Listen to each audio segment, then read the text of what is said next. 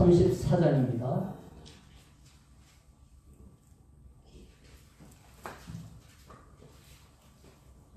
욥기 34장 21절로부터 30절,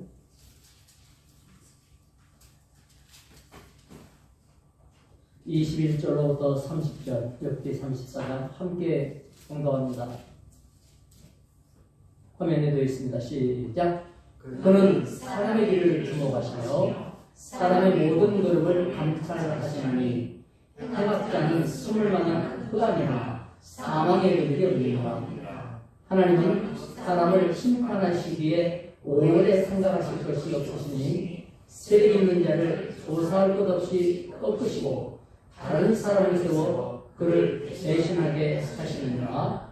그러므로 그는 그들의 행위를 아시고 그들을 밤 사이에 뒤집어 엎어 흩으시는도다. 그들을 악한 자로 여겨 사람이 있는 곳을 치시면 그들이 그를 떠나고 그의 모든 길을 깨달아 알지 못합니다.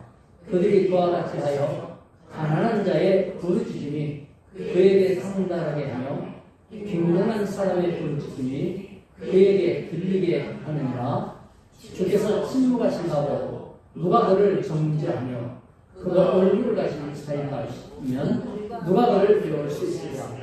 그는 민족에게나 인류에게나 동일하시니 이는 경건하지 못한 자가 권세를 잡아 백성을 올가매지 못하게 하려 하심이니라. 아멘. 하나님은 백성의 편, 힘 있는 자의 편이 아니다. 세상은 힘의 기울기를 쳐다보면서 흔들려요. 정의의 법관, 무슨 약자를 지키는 검찰, 백성들을 위한 정치, 다 진짜 강아지 방귀 뀌는 소리 같은 그런 소리가 되고 막 있어요, 요새는. 진짜 정말로 땅강아지 짖는 소리밖에 안 돼요. 요즘은 어림도 없어요. 근데 오늘 본문 보니까 하나님은 다르다. 명확하게 말씀했어요. 하나님의 감찰자 대신 감찰이 뭐예요? 붙여내는 거죠. 감찰해가지고 잘한 거 있으면 상을 주고 감찰해갖고 책임질 일이 있으면 책임지고 그렇게 해서 이제 감찰해서 잘못된 사람 해임 당하면은 퇴직금은 받아요. 파면 그럼 퇴직금도 없어요. 그래서 감찰이 아주 무서운 거예요. 하나님은 주권자이기 때문에 그러면 이 감찰자가 움직일 때 대한민국의 주권은 국민에게 있고 모든 주권은 국민으로부터 나온다. 판검사가 국민의 주권을 위임받아서 판결하고 검사가 잘못을 추궁하고 이러는 거예요. 검사이니까 빼기 좋아서 백성을 잡아가라고 있는 게 아니에요. 국민이 그에게 그렇게 하도록 제도를 통하여 맡겨준 거예요. 대통령에게 국민의 권세로 네가 우리나라를 잘 이끌어라라고 국민의 권리를 국민이 대통령한테 맡겨준 거예요. 주권은 국민에게 있는 거죠.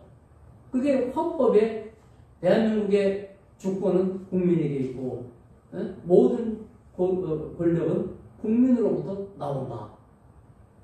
근데 실제로는 어떻게 돼요? 권력자들한테 있잖아요. 국민은 권력을 휘두르는 대상이 됐잖아요. 그거는 우리나라의 제도에 맞지 않는 거예요. 그거는 이제 딴 나라에서 아주 못된 나라가 몇 나라 있잖아요. 그런 나라에서나 그렇게 하는 거지. 민주국가에서는 권력이 국민에게 있으니까 국민들은 말할 자유가 있고 항의할 자유가 있고 모여서 할 자유가 있는 거예요. 근데 질서를 지킨다고 막 잡아가고 이런 거는 사실은 국민 한두 사람이 하는 거야 잡아가고 질서 지킨다 하지만 국민들이 때를 지어 만약에 나온다면 그게 국민의 뜻이 되어버리는 거죠. 이게 이제 참 어려운 일인데 하나님은 감찰자예요. 왜냐? 주권이 하나님께 있습니다. 다윗이 심의의 저주를 받고 요압이 다시 이제 도망갈 때죠. 압살롬의 반란을 피하여서 긴급하게 도망갈 때 시므이가 핏걸 날리면서 저주하는 거죠. 그냥 주인을 들이받고 왕의 자리를 빼앗은 자라는 식으로 다윗이 언제 왕의 자리 사울을 들이받아서 죽이고 빼앗았습니까? 반란자는 아니에요. 다윗은 사울은 전쟁 나가가지고 블레셋한테 죽임당했고 다윗은 백성들이 추대해서 왕이 된 건데 시므이는 그렇게 하지 않고 저주를 하면서 그렇게 다윗을 못된 그런 하극상을 벌인 나쁜 사람으로 그렇게 하면서 하나님이 너를 벌 줘가지고 쫓겨나는 거야. 이러니 요압 같은 장군이 가만히 있으려고 합니까? 한 칼에 두 번 밀 것도 없이 한 칼에. 응? 그때 다윗이 뭐라고 해요? 혹시 여호와께서 나의 원통함을 감찰할 것 아니겠냐? 오늘 그 저주를 내가 받기 때문에 하나님이 나에게 서두가 가질 거야. 그래서 우리가 어떤 일을 겪을 때면 그 반대쪽을 생각하는 거죠. 진짜 하나님을 믿는 사람은 문제가 터지면 내가 그 일이 잘 되어져서 복받을 걸 알고 덫을 놓는구나. 하나님께서 갚아주실 걸 믿고 맡기는 것. 왜냐? 감찰자 하나님. 우리에게도 그 믿음이 필요한 거죠.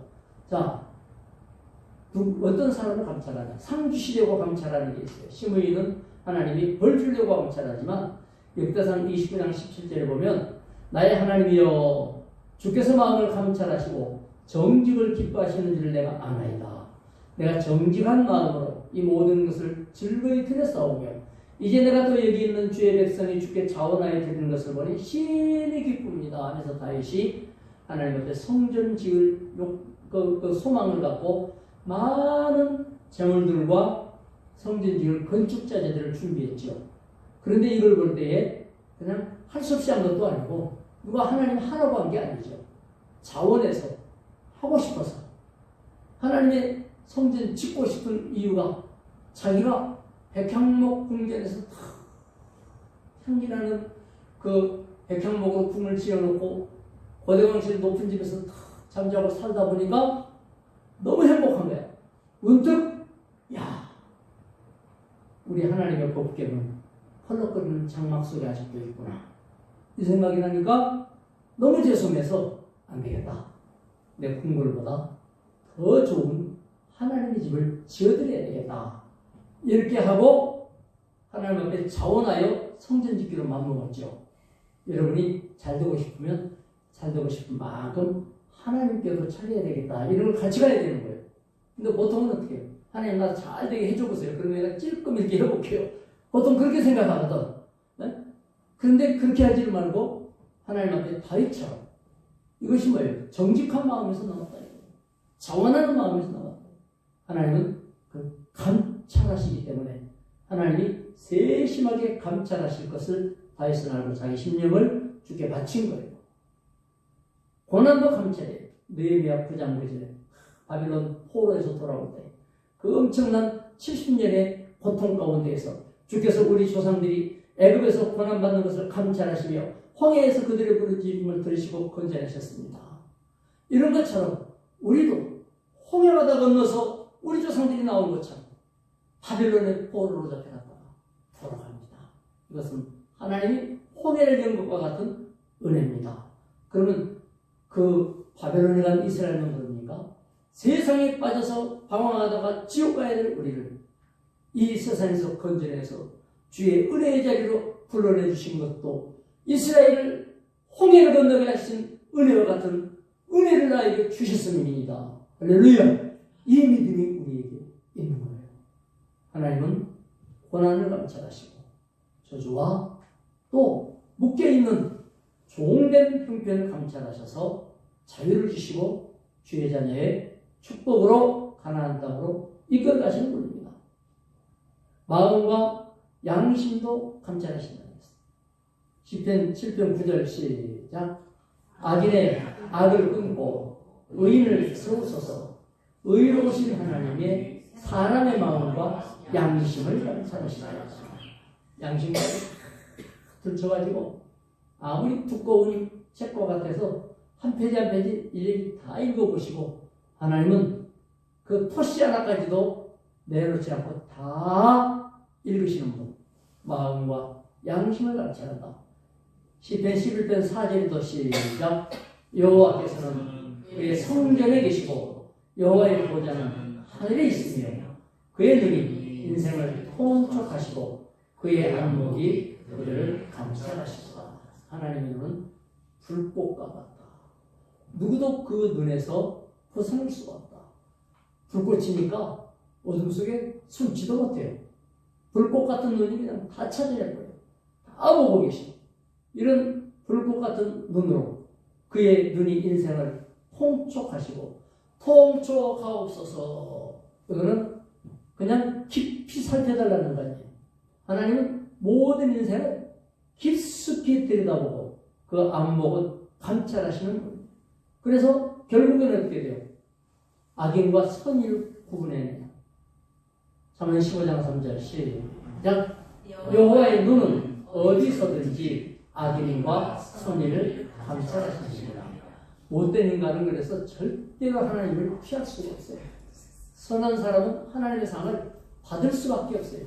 세상에서도 그러죠. 하물며 선의 기준이 된 예수 믿냐 안 믿냐가 아주 중요해요. 세상에서는 뭐 말을 착하게 하고 이쁘게 하냐 뭐 이런 걸로 또 양심이 바르냐 안 바르냐 이런 걸로 착하고 선한 걸 구분하지만 하나님은 그것만 아니에요. 예수 믿냐 안 믿냐 이것이 선의 기준이 돼요. 예수 안 믿으면 아무리 훌륭한 것 같아도 일단 카트라인 아래쪽에 있어요. 낙제 점수 아래쪽에 있어요.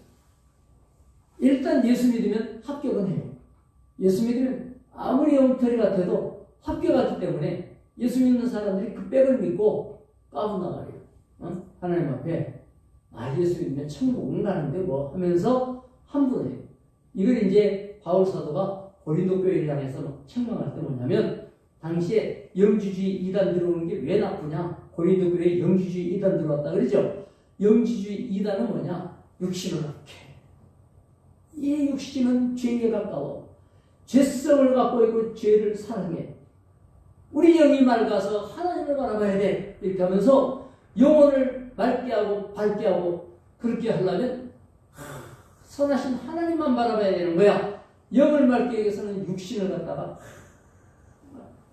극도로 고통스럽게 만들어가지고 금욕을 하고 금식을 하고 잠도 자지 말고 이러면서 산속에 들어가서 수도원에 들어가서 이런 식으로 해야 영이 맑아진다. 이걸 이제 금욕주의라고 해요. 기독교는 금욕적인 게 가끔씩 있기는 있지만 또 목적을 놓고 금욕적인 기도를 하기는 하지만 금욕주의, 금욕에 갖고 받는 게 아니에요.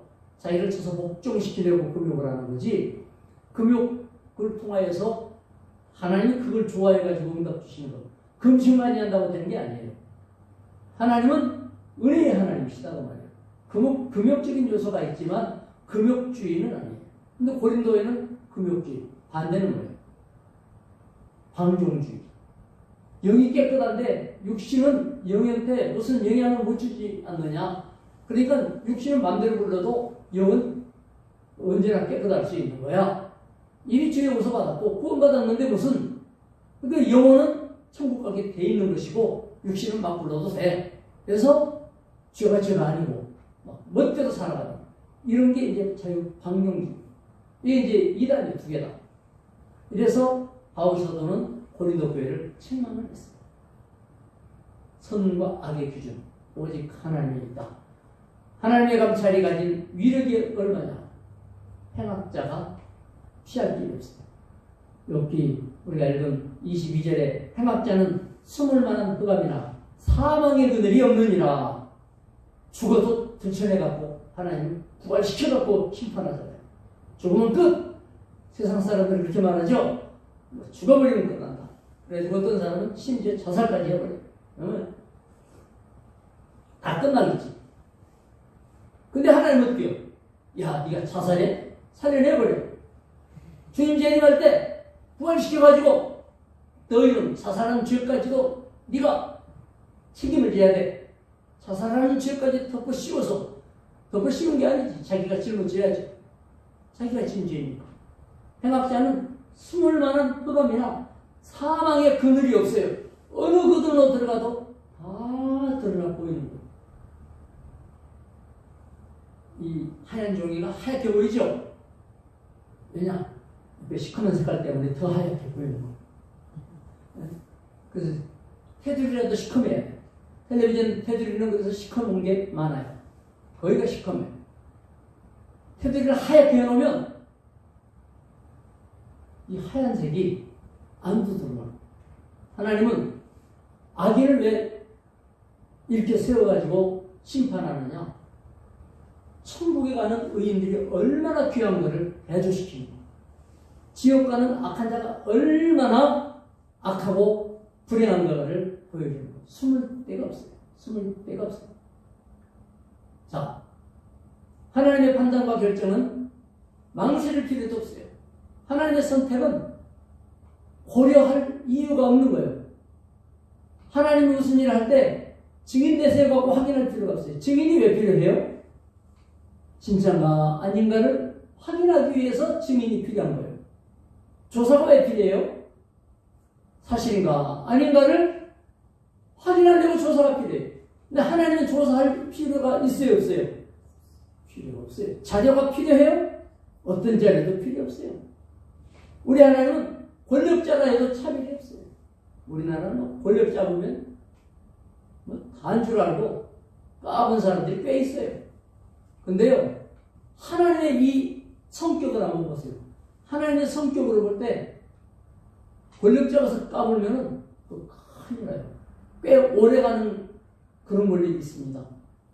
러시아는요, 권력 잡고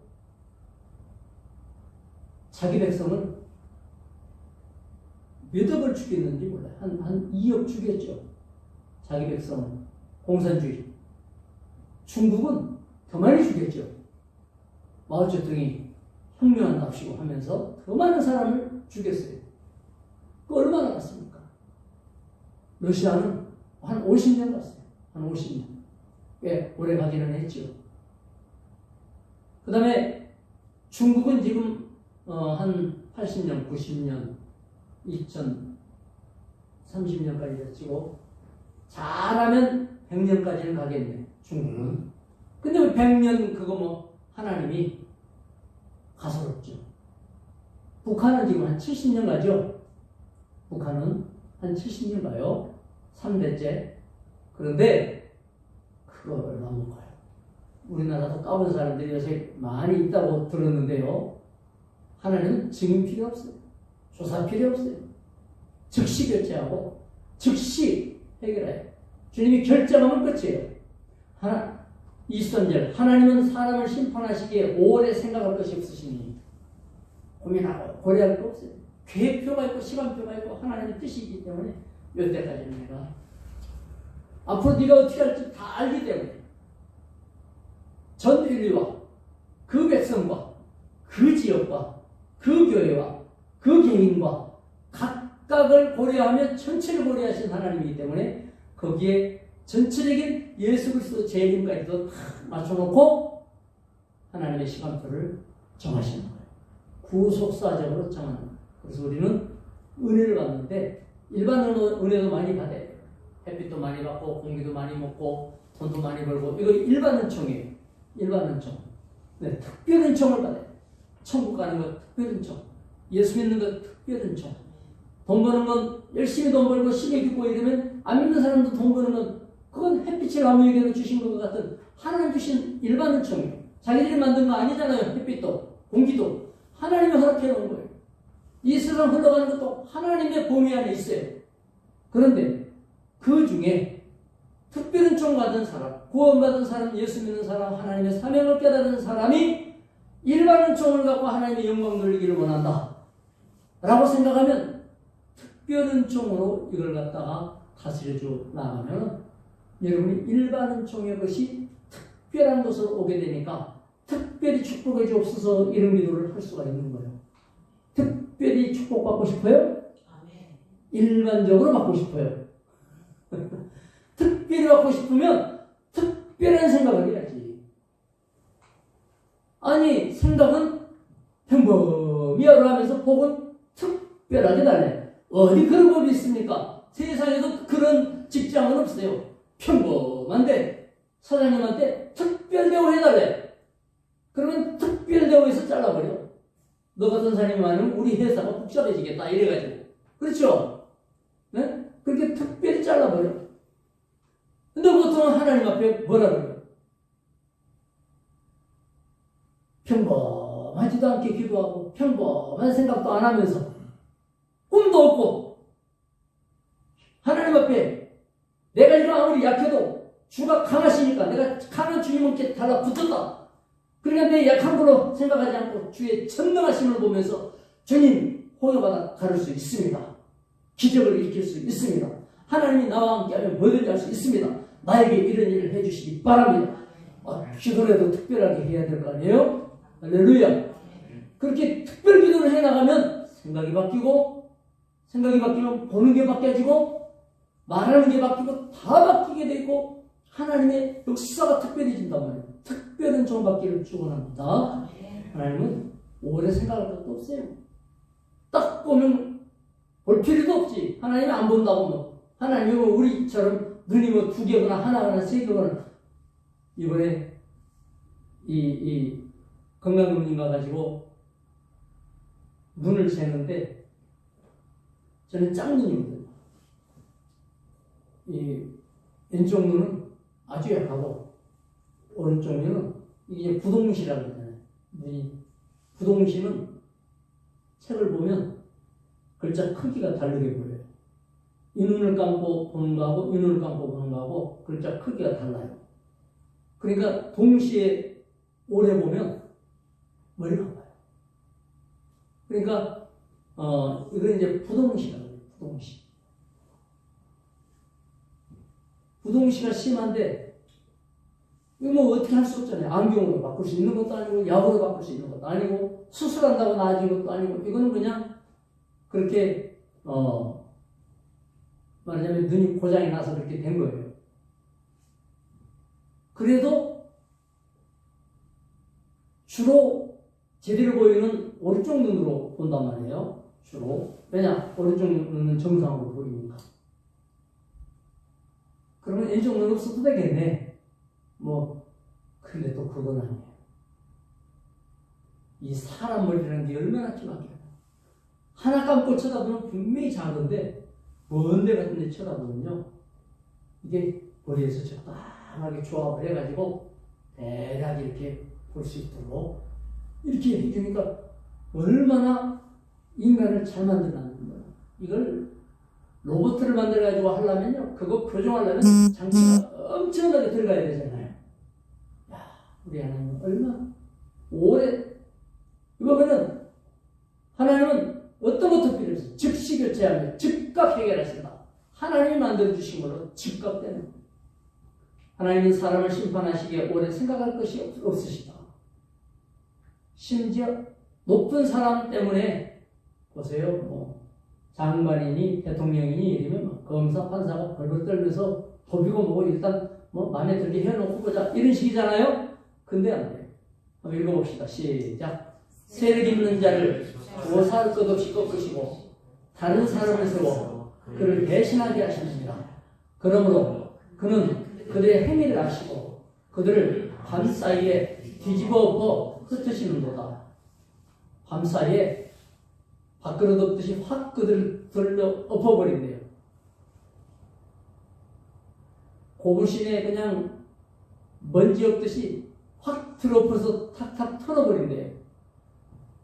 여러분 그 하나님을 믿고 기도하면 우리나라도 좋은 사람으로 세워주실 그런 여러 주변에도 그런 사람들로 가득 채워지기를 축원합니다. 감찰하는 기준은 공개적이고 공정하며 명확해요. 여기 보니까 조사할 것도 없이 꺾어버리고 다른 사람에게 맡겨줘버리고 그들의 행위를 아시고 밤사이에 둘러엎으신다 하면서 공개적이고 공정하고 명확한 것을 보여주는데 첫째, 얼마나 믿음에 서 있고 얼마나 순종하는가에 따라서 하나님이 다루는 게 달라요. 28절 시작. 그들이 이와 같이 하여 가난한 자의 부르짖음이 그에게 상달하게 하며 빈궁한 사람의 부르짖음이 그에게 들리게 하리라. 최악하여 도움이 필요한 사람에게 힘이 되어주는 것, 이러면 하나님이 기뻐하십니다. 힘이 되게 해주실 때에 능력을 주시는 거예요.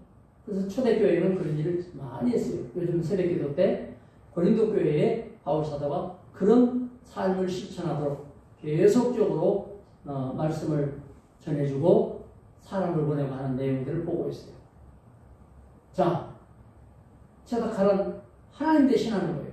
28절에 아까 읽었던 것처럼 가난한 자의 부르짖음이 하나님께 상달되게 하고 빈궁한 사람의 부르짖음이 그에게 들리게 해요. 근데 누가복음 16장 19, 20절에 보면 부자와 거지 나사가 나오는데 부자는 자기 집 앞에 거지에 관심 없었죠.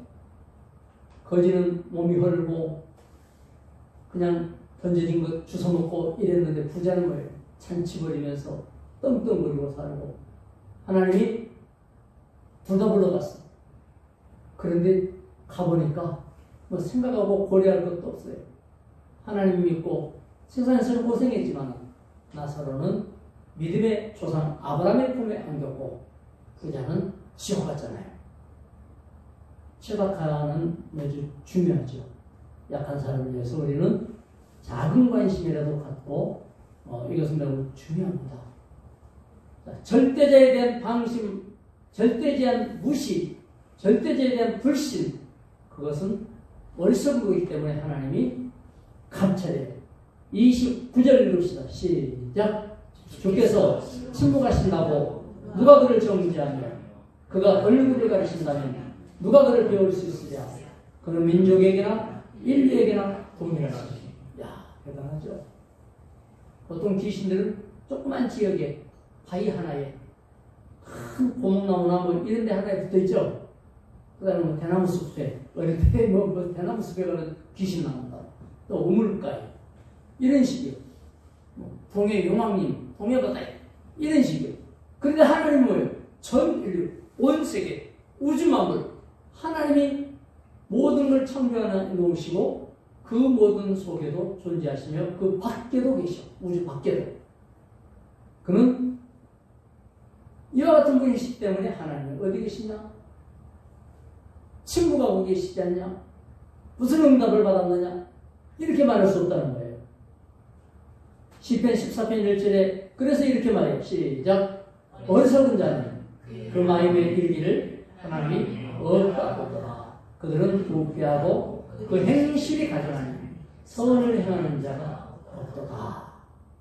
그래서 29절에는 하나님의 얼굴을 가려주신 것은 은혜와 공의를 거두시고 외면하는 것이고 하나님이 심판의 진노를 위해서 고개를 돌려버리고 주께서 침묵하신다고 누가 그를 정죄하며 그가 얼굴을 가리신다면 누가 그를 배울 수 있으랴. 하나님이 가려지면 아무도 만날 수가 없다. 민족에게나 인류에게나. 하나님은 전 세계 우주에 동일하시다. 예수 그리스도 십자가에 죽으셨을 때 하나님께서는 얼굴을 돌리셨어요.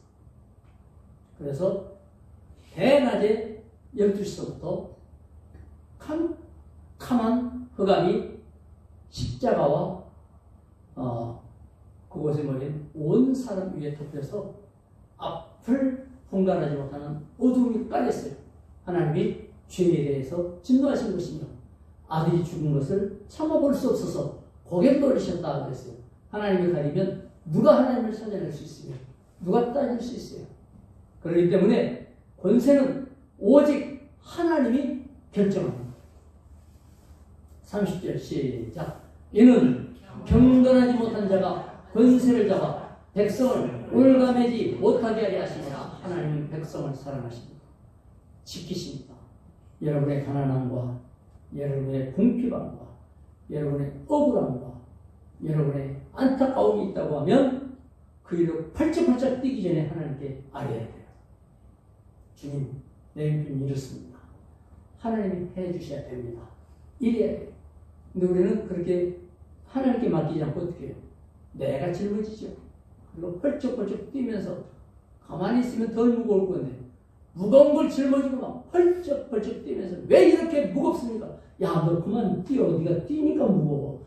아이고 막 펄쩍펄쩍 막 뛰면서 무겁다고. 여러분 짊어지고 뛰지 말고 하나님 앞에 맡기시기를 바랍니다. 로마서 13장 1절 시작. 각 사람은 위에 있는 권세들에게 복종하라.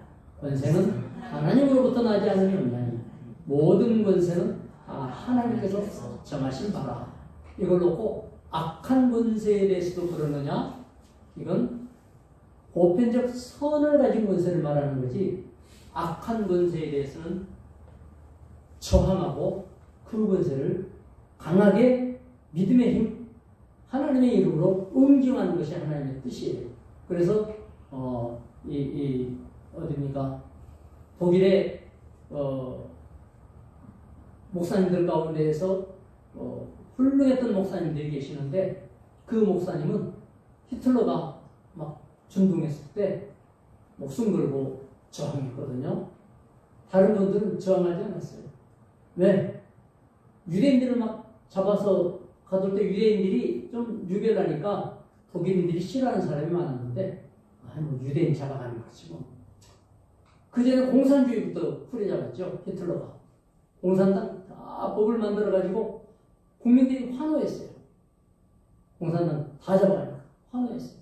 그 다음에 유대인들 잡아가니까 게르만족을 좋다고 하는데 뭐 그런 식으로 했어요. 그러고 나서는 또 이런 사람하고 저런 사람 잡고 결국은 뭐예요? 자기 자신이 감옥에 들어갔을 때는 아무도 돕는 자가 없었다 이런 말을 하죠. 그래서 여러분 종교는 종교가 감당해야 되는 거예요. 신천지 같은 거 정부에서 나서서 잡아넣어주기를 바라는 건 그건 잘못된 거예요. 그거는 우리 기독교가 정상적으로 딱 건강하게 신앙이 딱 서고 말씀에 확실히 서고 성도가 믿음에 쓰러짐으로 그것이 가짜라는 것이 사회적으로 탁 나타나도록 교회가 건강해져야 그게 이게 나가는 거지. 정부에서 신천지 잡아넣어주고 이단들 잡아넣어주고 통일교 잡아넣어주고 아이고 잘하네 저것들 속이 후련하네. 그 결국 어떻게 된 줄 알아요? 무당도 잡아가네. 그런 것부터 시작하고 결국에는 절감도 잡아가네, 교회도 잡아가네. 종교가 그런 식으로 북한도 없어지고 중국도 종교를 그렇게 잡아 없앤 거예요. 응? 그렇게 없애는 거예요. 지금도 뭐예요? 중국에 팔운궁이라고 하는 것만 사형시켜버리잖아요. 중국은. 그 팔운궁이 뭐예요? 이렇게 하면서 공원 같은 데서 모여가지고 하면서 운동하고 이러는 건데 그 정신이 뭐냐면 팔운궁이라고 하는 이 하나의 그 정신세계의 종교적 어떤 그런 그런 거래요. 수련이거든요. 종교적 수련. 공산주의는 종교를 인정하지 않지 않습니까? 그 팔운궁만 잡아넣습니까? 팔운궁을 잡아넣는 그건 뭐냐면 교회에 대한 경고거든. 그리고 교회 막 철탑을 무너뜨려버리고 그냥 포크레인으로 찍어버리고 이렇게 해서 중국의 기독교를 박해 막 해버리잖아요. 그래서 여러분들은 어떤 정권이든 종교에 대해서 손보기 시작한다. 그러면 우리 교회는 잘해주니까 괜찮을 거야. 종교는 종교 내에서 처리가 돼야 돼요. 건강한 종교가 되면 잘못된 종교가 일어나지 않아요. 사회가 혼란스럽고 신앙의 역할이 제대로 살아나지 못하면 이단들이 막 발언을 하는 거예요. 말씀에 바로 서고 건강한 성도가 일어나고 그러면 이단들은 약화가 돼요. 그럴수록 예수 잘 믿고 이단들이 세게 나올수록 세게 믿고 이단들이 전도할수록 우리는 더 전도하고 할렐루야. 근데 이단들이 전도하니까 이단으로 보일까 봐서 전도 안 해. 이단으로 보일까 봐서 전도하면 신천지 세로 이래요. 전도하면 아니 신천지는 전도하는데 우리는 전도하면 안 됩니까? 우리가 전도를 해야지. 신천지가 계시록에 새하늘과 새 땅, 신천, 새하늘, 신지, 새 땅. 예수님이 재림하시면 새하늘과 새 땅을 이룬다. 이 신천 신지는 우리 교회 거예요. 교회 거. 그렇죠? 근데 가짜들이 가져가가지고 신천지 써먹으니까 우리는 신천지라는 말도 못 써. 나쁜 놈이 이렇게 이제 가짜가 진짜 노릇을 이렇게 하는 거 우리가 진짜 예수 잘 믿어야 돼. 잘 믿으면 해결돼. 결론. 첫째, 늘 하나님의 얼굴 앞에 서 있다. 신전의식이라고 해요. 신전의식. 하나님 앞에 서 있다. 마태복음 18장 10절 시작. 삼가 이 작은 자 중에 하나도 업신여기지 말라. 너희에게만 하노니 그들의 천사들이 하늘에 계신 내 아버지의 얼굴을 항상 배우느니라. 옛날에는 어린아이는 사람 취급도 못 받았죠. 근데 주님이 어린아이를 팍 안고 가치 없다고 생각해도 힘없다고 여겨도 함부로 하지 말라. 이 영혼이 얼마나 소중한지 이들에게 하나님이 천사를 일일이 붙여줬는데 그 천사는 하나님을 직접 대면한다. 모든 일들을 하나님께 보고할 것인데 함부로 하지 말라. 늘 하나님의 얼굴을 대면하고 있다는 사실을 알아야 돼요. 두 번째, 마음과 행동은 결국은 드러난다. 언제? 주님 재림하시냐 심판할 때. 마음과 행동은 드러난다. 그래서 늘 당당한 믿음의 삶을 살기 위하여 기도해야 되고 인도받도록 힘달라고 기도해야 될 줄로 믿습니다. 어디서 힘이 나오냐? 믿음이 있어야 돼요.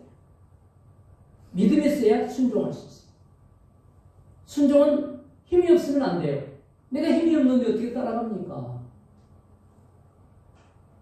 1m 따라가는 것도 아니고 평생 가야 되는데 천리길, 만리길, 산도 넘고 물도 넘고 따라가는 길인데 힘이 없이 어떻게 따라가냐고요. 병 들어갖고 어떻게 따라가냐고요. 그래서 기도해야 돼요.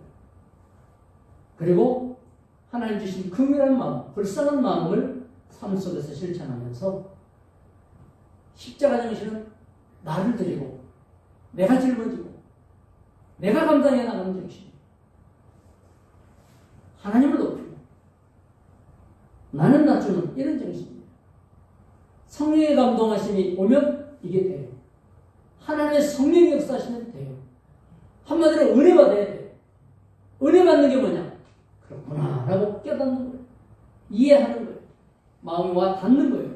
받아들여지고 생각을 그쪽으로 맞춰나가는 것. 이 은혜 받는 거예요. 은혜 받으면 누가 하시느냐?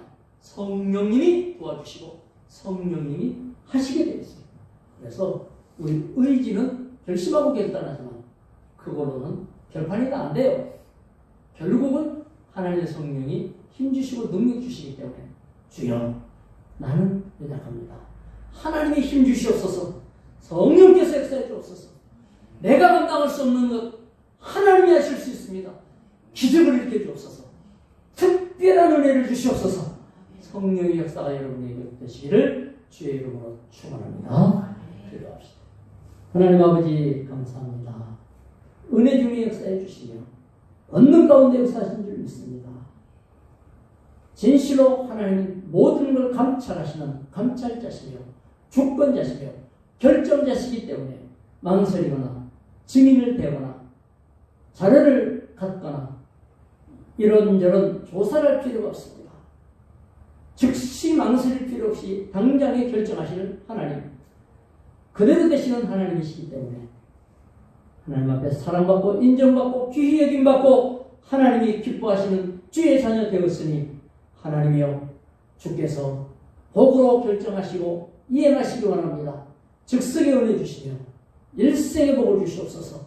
주님 오실 때에 잘했다 칭찬하는 자리로 인도하여 주시며 일생을 이끌어 주시옵소서. 안디옥 교회가 부흥되는 교회, 은혜받는 교회, 충만한 교회로 부정함이 없도록 주장하여 주시옵소서. 약한 성도 지켜주시고 가난한 성도 채워주시며 주의 사명 가진 성도들을 힘주시고 능력 주시고 채워주시옵소서. 건강 주시며 세임 주실 줄 믿습니다. 예수님의 이름으로 기도드리옵나이다. 아멘.